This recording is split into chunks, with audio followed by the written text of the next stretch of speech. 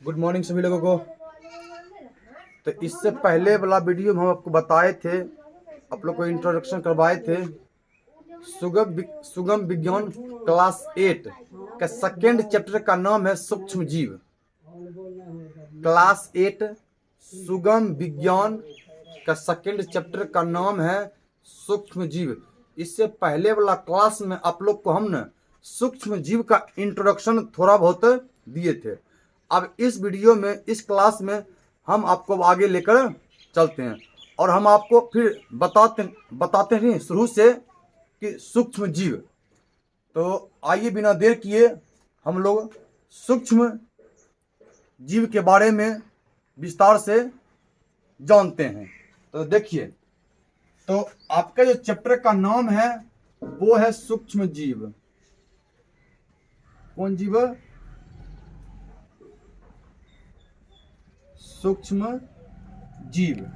हम लोग जिन जीव को ना नंगी आंख से नहीं देख सकते हैं, मतलब खुली आंखों से नहीं देख सकते हैं, वैसे जीव कहते हैं सूक्ष्म जीव कहते हैं। मतलब जिन जीव को ना हम ऐसे नंगी आंख से देख नहीं सकते हैं, वैसे जीव कहते हैं सूक्ष्म जीव कहते हैं। कौन जीव? सूक्ष्म जीव कहते हैं। जो है सूक्ष्म जीव का खोज ल्यूवेन होयक ने किए। ल्यूवेन होयक ने किए 1676 ईस्वी में। 1676 ईस्वी में ल्यूवेन होयक ने किए थे, माइक्रोस्कोप की सहायता से। जिन जीव को हम लोग नंगी आंखों से नहीं देख सकते हैं उसे कहते हैं सूक्ष्म जीव कहते हैं। और सूक्ष्म जीव को है ना खोज ल्यूवेन होयक ने किए हैं 1676 ईस्वी में। 1676 ईस्वी में। अब देखिए, सूक्ष्म जीव को देखने के लिए, सूक्ष्म जीव को देखने के लिए जिस यंत्र का प्रयोग करते हैं ना, जिस उपकरण का प्रयोग करते हैं ना, उससे क्या कहते हैं? सूक्ष्मदर्शी यंत्र कहते हैं। सूक्ष्मदर्शी यंत्र कहते हैं। सूक्ष्मदर्शी यंत्र कहते हैं। मतलब सूक्ष्म जीव को देखने के लिए जिस यंत्र का प्रयोग करते हैं, जिस उपकरण का प्रयोग करते हैं ना, उस यंत्र को क्या कहते हैं?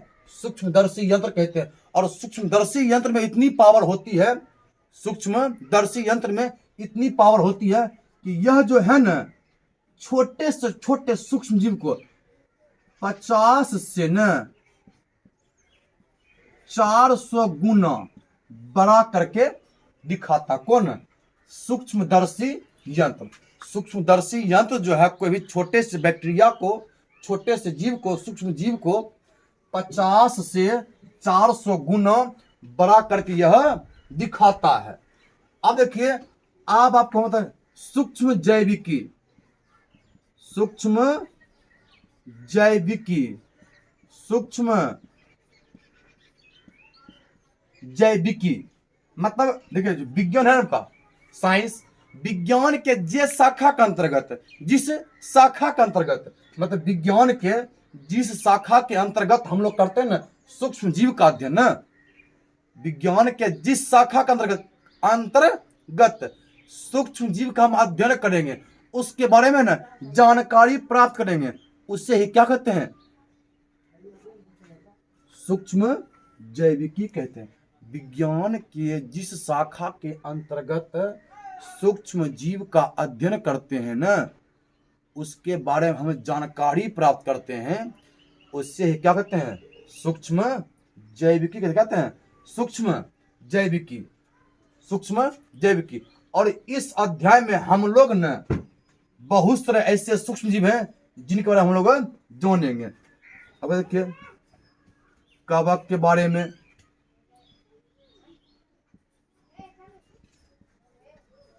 शैवाल के बारे में, स्पाइरला के बारे में, विब्रियो बारे में, मतलब ईटिस के बारे में जानेंगे ये अध्याय में।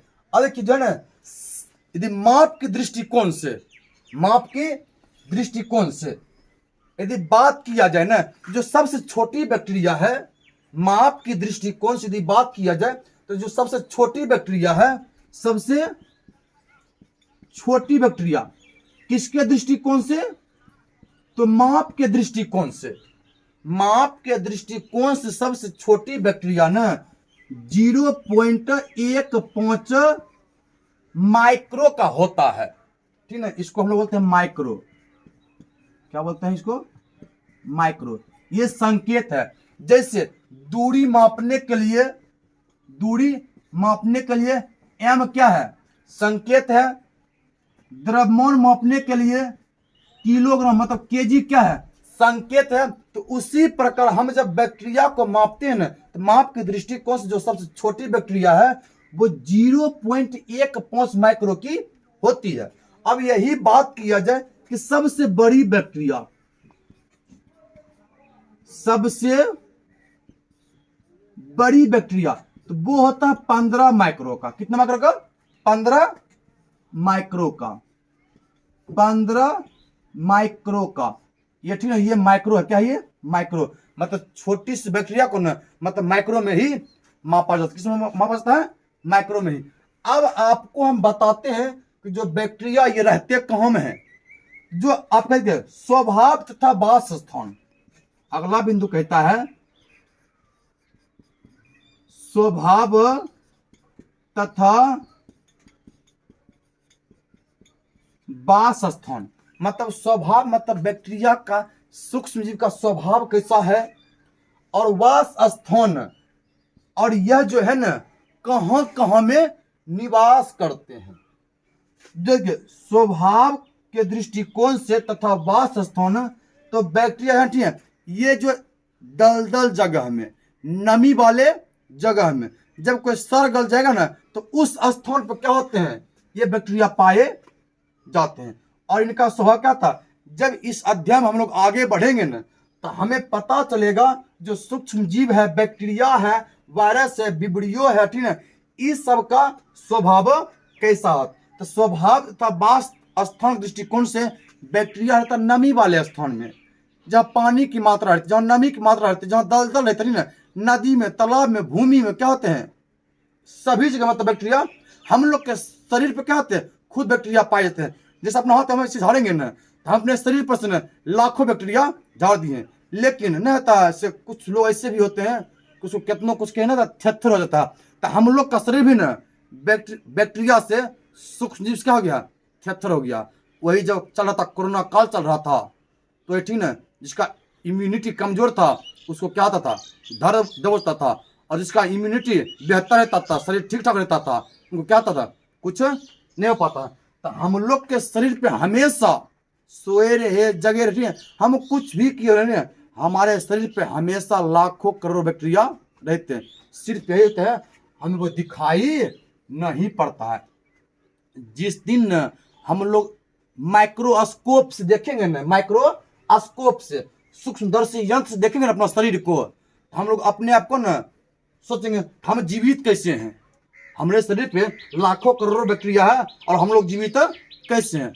आपको अपने आप पर यकीन विश्वास नहीं होगा कि जीवित कैसे हैं, समझ नहीं आएगा। तो अब आपको एक बताते हैं वायवीय बैक्टीरिया और अवायवीय बैक्टीरिया।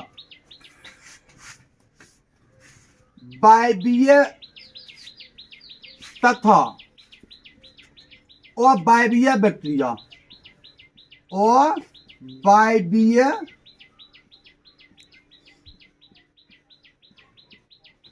बैक्टीरिया, वायवीय तथा अवायवीय बैक्टीरिया। जो भी बैक्टीरिया हो, जो भी सूक्ष्म जीव हो ना, रहेगा ना वायु के अनुपस्थिति में क्रियाशील, मतलब वायु की उपस्थिति में ना यदि वो अपनी संख्या में वृद्धि करता है, विकास करता है। किसके उपस्थिति में? वायु की उपस्थिति में। कौन? सूक्ष्म जीव, बैक्टीरिया, वायरस, फंगस इत्यादि। वायु की उपस्थिति में वो अपने संख्या में वृद्धि करेगा, वो क्रियाशील रहेगा। इसी को तो हम लोग क्या कहते हैं? वायवीय बैक्टीरिया। जस्ट इसका उल्टा आइए अवायवीय बैक्टीरिया में, अवायवीय बैक्टीरिया में। अब कुछ बैक्टीरिया ऐसे भी होते हैं जो क्या होते हैं? वायु की अनुपस्थिति में, मतलब वायु नहीं है लेकिन फिर भी वो क्या होते हैं? क्रियाशील होते हैं, वो अपने संख्या में वृद्धि करते हैं। वैसे बैक्टीरिया को वायवीय बैक्टीरिया कहते हैं। वायवीय बैक्टीरिया को ना हम लोग ऑक्सी बैक्टीरिया भी कहते हैं। कौन बैक्टीरिया? Oxy bacteria. वायवीय बैक्टीरिया को हम लोग ऑक्सी बैक्टीरिया कहते हैं और अवायवीय बैक्टीरिया को ना अवायवीय बैक्टीरिया को अनॉक्सी कहते हैं। अनॉक्सी बैक्टीरिया, अनॉक्सी बैक्टीरिया। वायवीय बैक्टीरिया को ऑक्सी बैक्टीरिया कहते हैं और वायवीय बैक्टीरिया को अनॉक्सी बैक्टीरिया कहते हैं। अनॉक्सी बैक्टीरिया कहते हैं। अब देखिए आपको हम बताते हैं सूक्ष्म जीवों का संवर्धन। सूक्ष्म जीवों का संवर्धन तो आपको भी दिखाते हैं, देखिए साइड में थोड़ा कैमरा में ध्यान दीजिएगा। सूक्ष्म जीवों का संवर्धन, सूक्ष्म जीवों का संवर्धन। कौन वर्धन? सूक्ष्म जीवों का संवर्धन वैज्ञानिक तरीका से, साइंटिस्ट तरीका से, प्रयोगशाला में जिस विधि से न सूक्ष्म जीव की संख्या में करेंगे वृद्धि, वैज्ञानिक तरीका से प्रयोगशाला में ही करेंगे। यहां वहां करेंगे नहीं चलते फिरते, क्या हम लोग रास्ता पर करेंगे? नहीं, वैज्ञानिक तरीका से प्रयोगशाला में जाकर हम करेंगे सूक्ष्म जीव की संख्या क्या करेंगे? वृद्धि करेंगे ना, उसकी जनसंख्या बढ़ाएंगे ना, उसी को क्या कहते हैं? सूक्ष्म जीवों का संवर्धन कहते हैं। कहते हैं सूक्ष्म जीवों का संवर्धन कहते हैं। सूक्ष्म मतलब वैज्ञानिक तरीका से प्रयोगशाला में सूक्ष्म जीव की संख्या में हम उसका क्या करेंगे? वृद्धि करेंगे, विकास करेंगे उस संख्या में, तो इसी को क्या कहते हैं? सूक्ष्म जीवों का संवर्धन। अब देखिए आपको देखिए बताते हैं आकार तथा संरचना के दृष्टिकोण से, आकार तथा संरचना,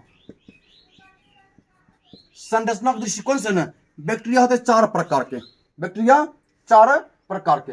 आकार तथा संरचना के दृष्टिकोण से यदि बात किया जाए तो बैक्टीरिया आपका 4 प्रकार के होते हैं। आकार तथा संरचना के दृष्टिकोण से यदि बात किया जाए तो बैक्टीरिया क्या प्रकार के? 4 प्रकार के। देखिए पहला आपको बताते हैं बैसिलस, दूसरा बताते हैं कोकाई, कोकाई, तीसरा आपको बताते हैं विब्रियो,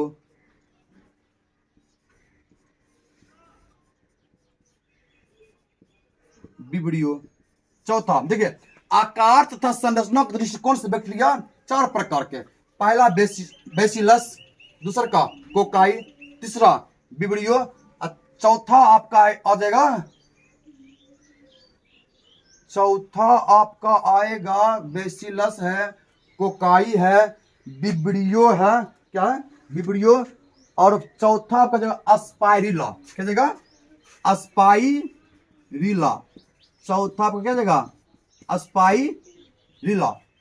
तो आज क्लास में इतना ही। कल सावन की प्रथम सोमवारी है।